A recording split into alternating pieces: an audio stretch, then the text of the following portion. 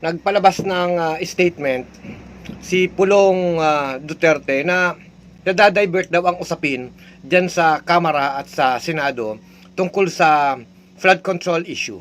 Alam niyo mga kababayan, kinakalkal nga kung papaano at saan nagsimula itong flood control anomaly.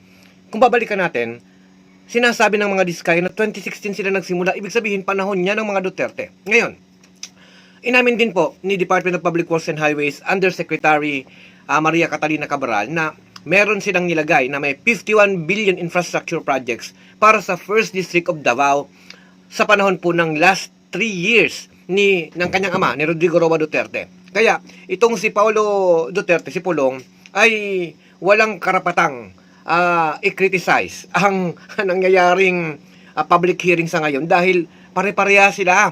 Pare-parehas merong pagnanakaw sa kabangbayan. Ngayon, kung bakit nadidikdik din itong sila Saldico at Romualdez, pare-parehas naman sila eh. Nung panahon nilang sila ang nakaupo, sila naman ang namamayagpag. Itong panahon naman ni Marcos, ito namang sila Saldico at Romualdez, sila naman ang namamayagpag. Kaya, ano ang tingin natin dito sa uli? Kailangang kalkalin at kalkalin kung sino ang mga utak. Naintindihan niya sa Malacanang, andyan ang utak ng korupsyon.